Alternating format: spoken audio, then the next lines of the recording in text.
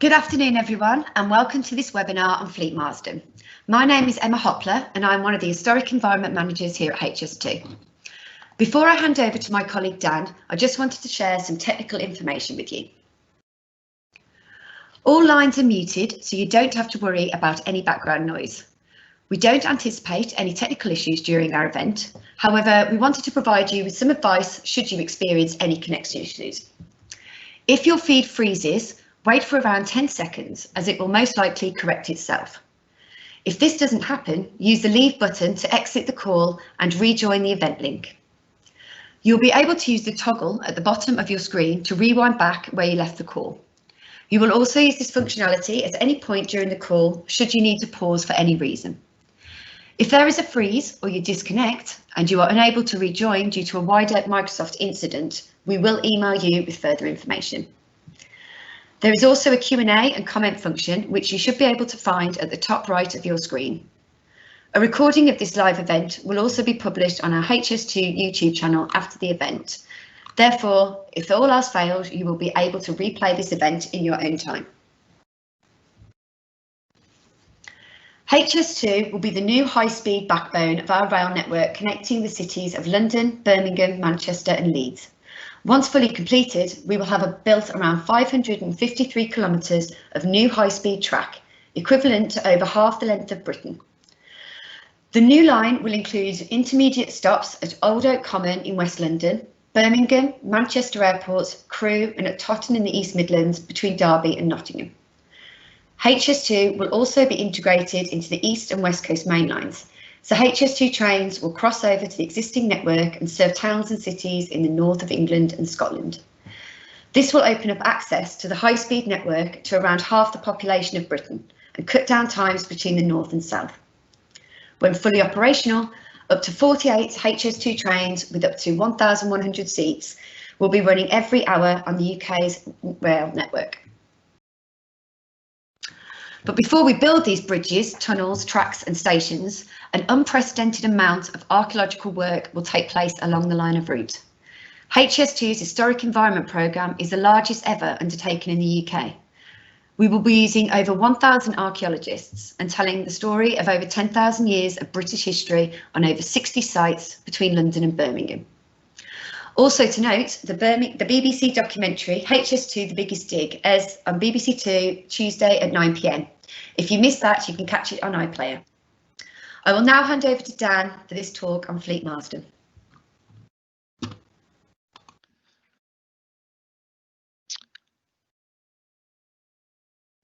Okay, hi, good afternoon everybody.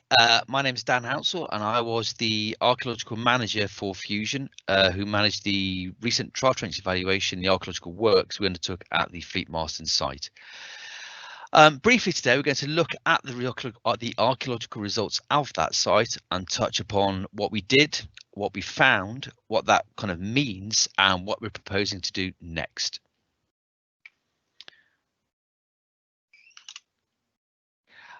Just as a quick aside before we start, we did find some Roman burials on site, so this presentation will contain some slides showing human remains, skeletons. In fact, there'll be a warning popping up before those remains are shown, so those of you who are more sensitive disposition can look away.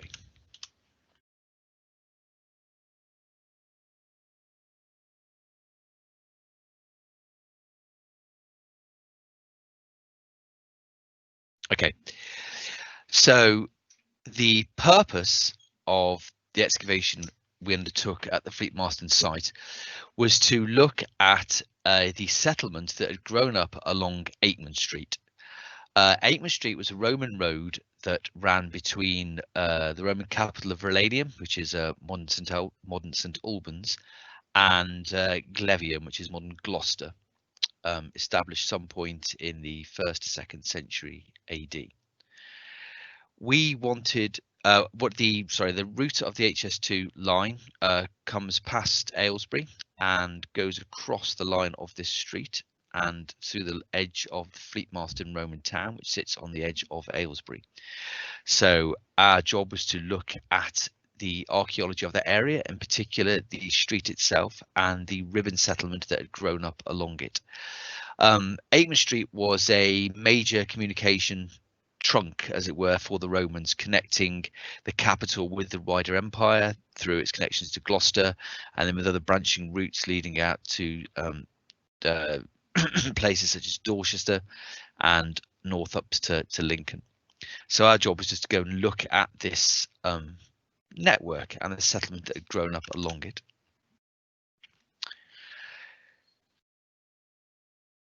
This slide shows a close-up of the route of Roman Akeman Street. As you can see, it runs ultimately to London, connecting into other roads, but primarily runs from, as I say, from St Albans through to Gloucester.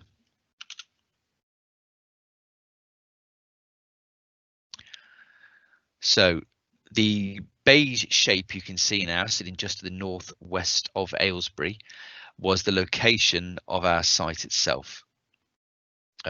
Covered, getting on for roughly 20 or so hectares, really. And we did trial trench evaluation across this entire area.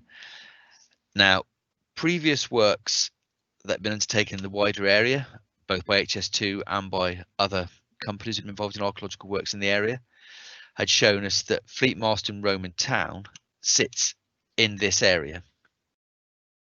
Just skip on to the next slide. There we go.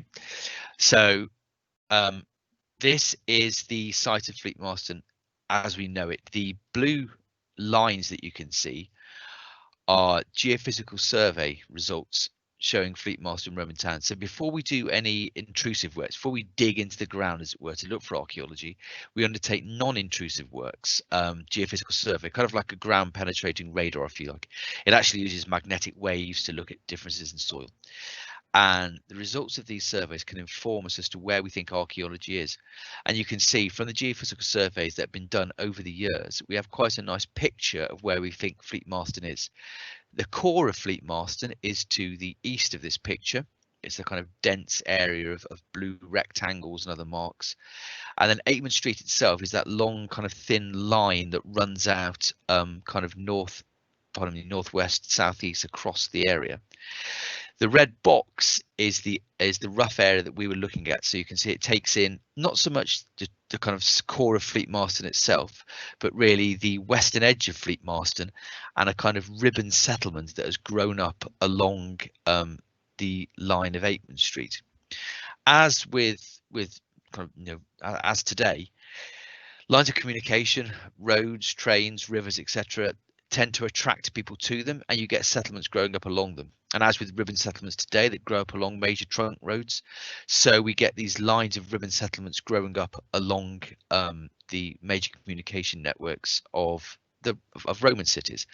And we believe what we had here was a ribbon settlement that had grown up along the line of the Roman road, Alchester leading out Akeman Street, leading out of Fleet Marston.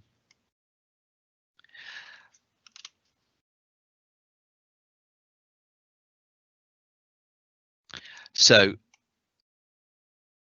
the work we undertook consisted of 116 trial trenches, kind of scattered across the area to give us a kind of keyhole snapshot of what archaeology there was.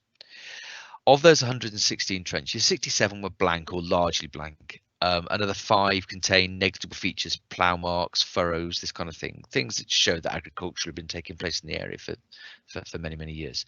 However, 44 of these trenches contain some truly significant remains that link to this Roman occupation and Roman use of the area. Now, these 44 trenches demonstrated that there were 3 focal areas for Roman activity within our archaeological site. The blue shape you can see to the north of the area is the site of Akeman Street and the ribbon settlement that's grown up along it. The smaller green area toward the middle of the investigation area appears to be a side road, as it were, a spur road that connects the wider kind of rural hinterland to Akeman Street and Fleet Marston, whilst the purple area appeared to be a cemetery site, a ritual landscape that had been used not just by the Romans but by the native peoples of England who had existed in this area prior to the Romans' arrival, the Iron Age period, as we refer to it. So we're going to have a quick look today at, in more detail, at what we found both in this ritual area, which is highlighted here, and Akeman Street. So this is the kind of ritual landscape site that we found as part of these works. Now, you might be able to see that the grey lines here are the results of the geophysical survey that I was talking about earlier. Now, you might be able to see to the north and the east of this image, it's quite well structured in terms of layout. There's rectangular alignments of buildings, and there even seems to be two kind of a northern and an eastern boundary to the settlement of Fleet Marston itself. And then we have just outside of this little kind of, there's got Fleet Marston itself, we have this smaller area where things seem to change. We're getting these circular features, these rectangles enclosing circular features. Something else is happening, and it seems from the results of the trial trench that what we have is a cemetery site. It seems that this cemetery site sits on top of an earlier an Iron Age ritual landscape characterised by Iron Age monuments. So it seems that Fleet Marston has grown up around a previous ritual area and has respected that as Fleet Marston itself has grown, and that the Romans who were occupying Fleet Marston have themselves moved into this ritual landscape and used it for similar purposes themselves, to bury their dead in. Now, we did find in this area a number of burials. We found 11 inhumations, in fact, scattered through this ritual site. So we can see here trenches 73, 78 and 83 contain between them 11 burials. Now, these burials were all east-west aligned, with the heads facing west, which suggests an early Christian date. And a number of them had finds in coins, in fact, dating to the Middle Roman period. We also got chips of pottery out of some of them, again, suggesting a Roman date. However, mixed in with these burials, we're finding a number of other very interesting features. Circular ditches indicating kind of circular enclosures, a number of pits and post holes indicating that other structures may have existed up there. So it is truly a ritual landscape. It's not just a cemetery in terms of that. It's not just where bodies are being buried. Other activities, monuments and mounds are being constructed there as well.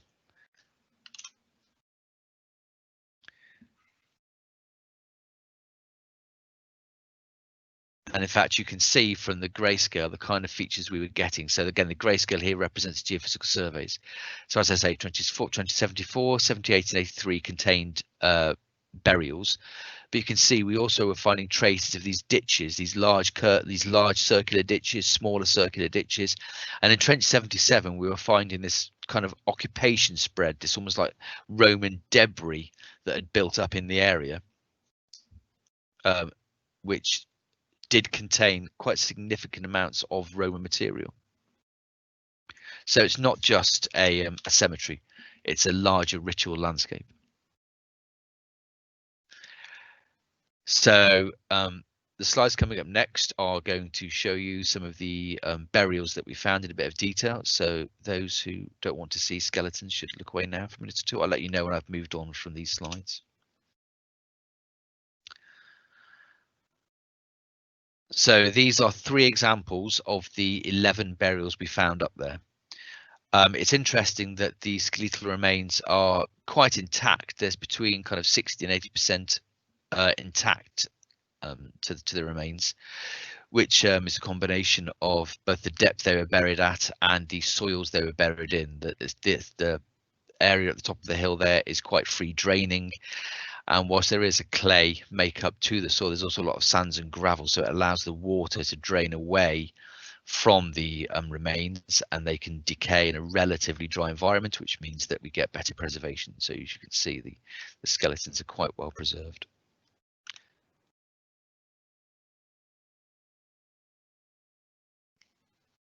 For those who don't want to see skeletons, I've flicked onto the next screen now, and this shows some of the finds we were recovering from the burials themselves. This included coins, such as this coin here. This is a copper alloy numus, which dates from 335 to 341 AD from the House of Constantine.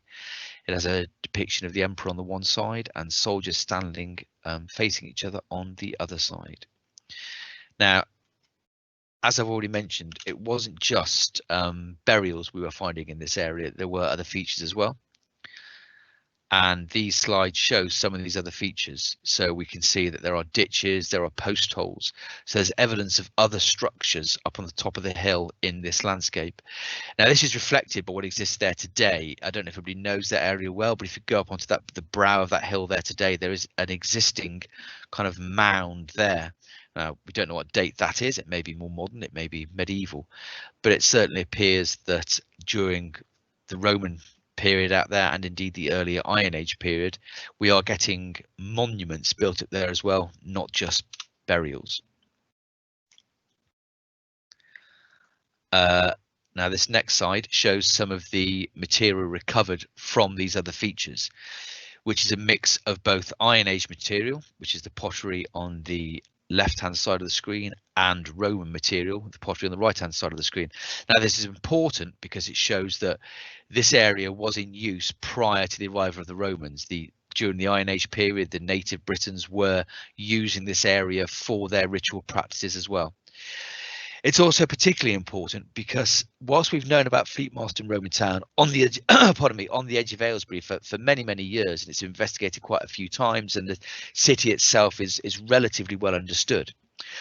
To date, nobody has found any of the cemeteries associated with Fleet Marston. You know, when you have a city like Fleet Marston growing up, people must have been burying their dead somewhere. Now, Romans weren't always particularly worried about what they did with their dead. They sometimes just thrown in ditches. They were disposed of in quite an ad hoc way, but they did have cemeteries. And for a city the size of Fleet Marston, we would have expected a cemetery, and that has never been found. So it seems that we have now found the cemetery for the people who were living in Fleet Marston, and that cemetery sits on top of an earlier ritual landscape used by the Iron Age Britons who were living there before the Romans. Now, whilst all of the burials we had dated to the Roman period, a number of the other features we found out there did not. They were earlier. So as well as the pottery, we are getting evidence for earlier features, monumental features of these Iron Age folk. Pardon me.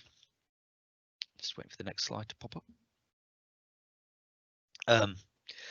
So what we're finding in trenches 80, 81 and 82 is what appears to be the remains of an Iron Age monument.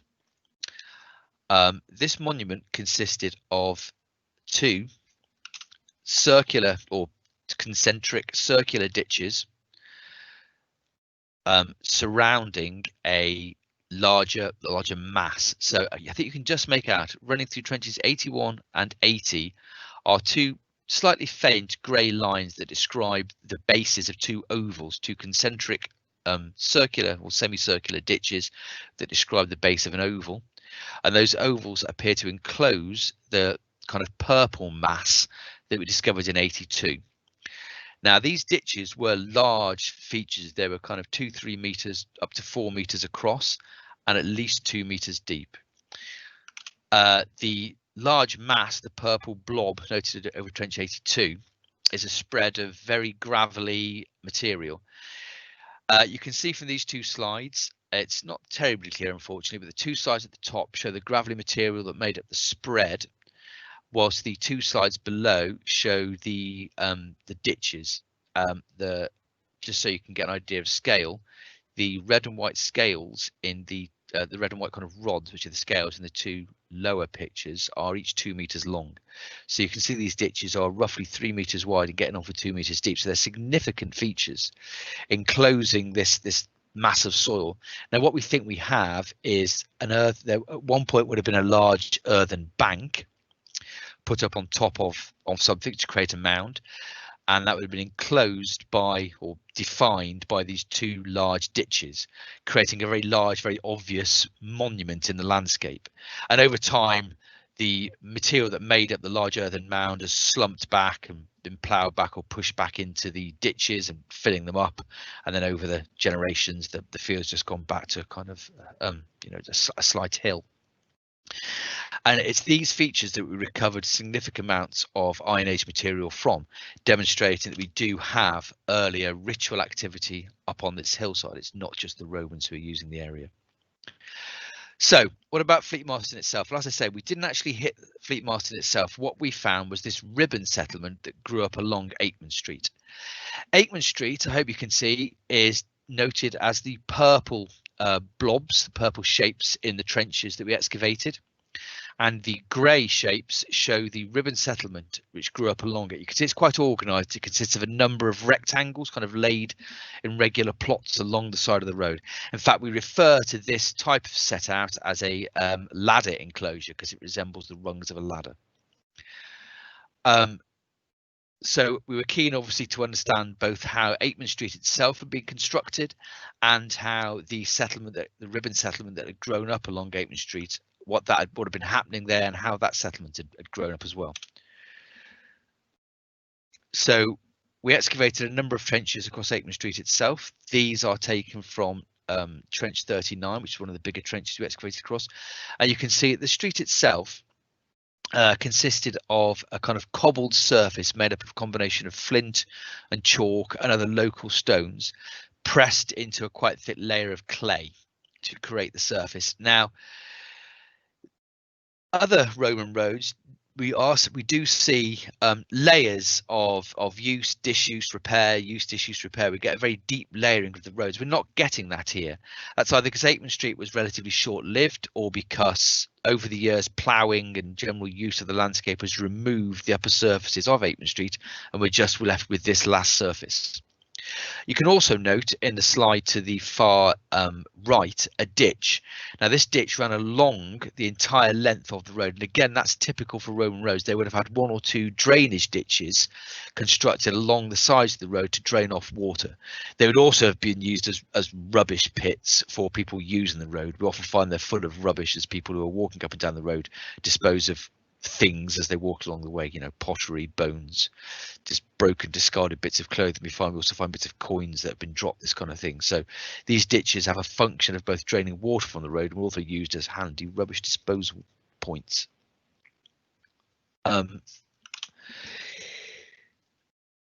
We can see from these sides, again, these are the road surface as seen in trench 41. We're seeing similar road surfaces and again similar ditches. It's interesting to note that Akeman Street itself sat on top of some earlier activity, Roman activity again, but Akeman Street wasn't the first thing put through. You can see from the slide on the far right of the screen that Akeman Street itself is sitting on top of earlier Roman ditches.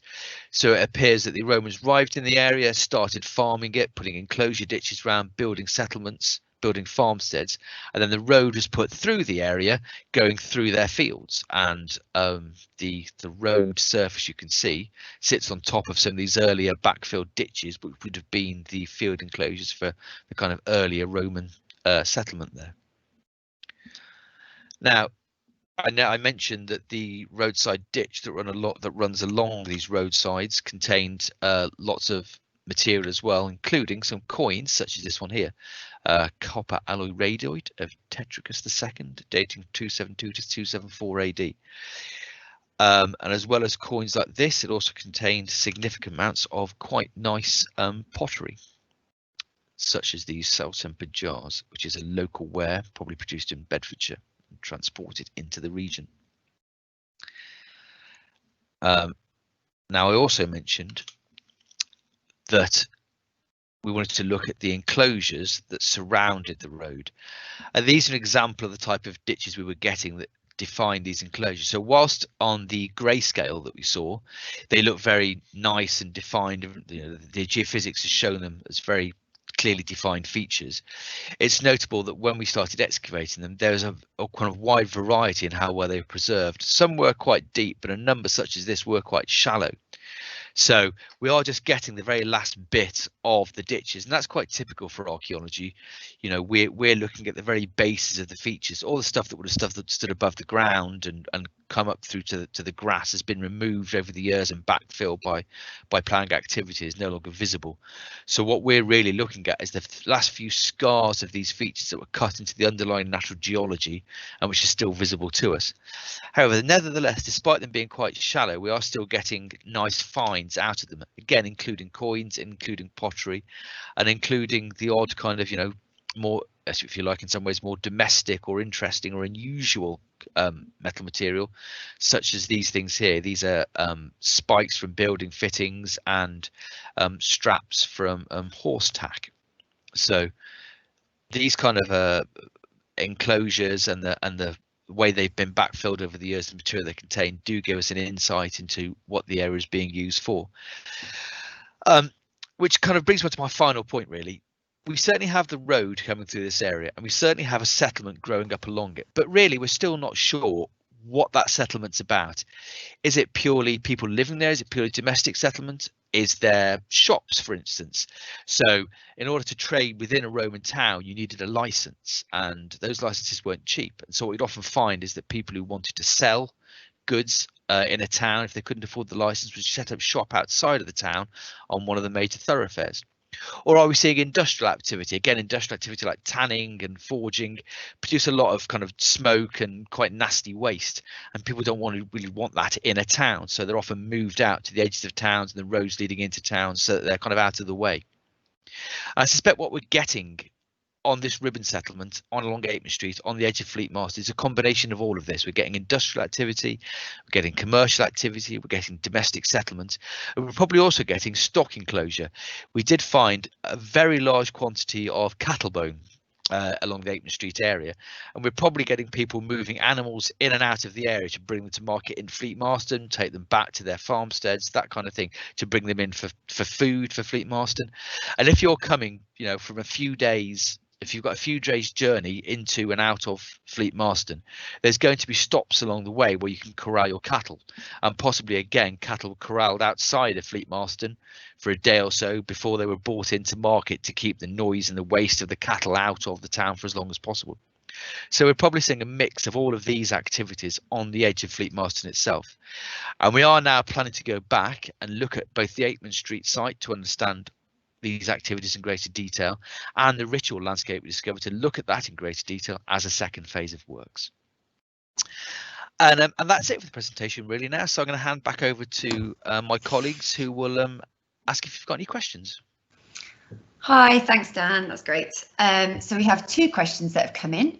The first one is, have you done DNA analysis on any of the skeletons? We haven't. Bone very often isn't suitable for DNA analysis. It doesn't actually contain DNA bone itself. Occasionally when you get tissue remaining in the bone you can do, but we've got no evidence of that for the bone that we've uncovered. We are going to do carbon-14 or AMS dating on the bone itself to get more accurate dates, and that is something we're looking at right now, in fact. Thank you. And the second question was the circular feature found in 80 and 81 a ring ditch? Broadly speaking, yes, in that a ring ditch is a ditch that defines a circle. It's not a classic ring ditch in terms that it wouldn't define a structure. So we get in the Iron Age period, you do get these ring ditches that define Iron Age dwellings, if you like. That's not what we're getting here. We're getting a very, very large oval ditch, if you like, which is defining the extent of a monument, probably an earthen bank within that enclosed oval area. That's great, thanks. We don't have any more questions. Has anybody else got anything to come in about the archaeology? No. Okay, well, thank you very much for attending today. If you'd like to find out more about HS2 in your local area, HS2 have a local website. There will also be a feedback link, and we would appreciate your feedback on this event. There are more Heritage Open Day webinars next week if you'd also like to check the website. Thank you again and have a lovely weekend.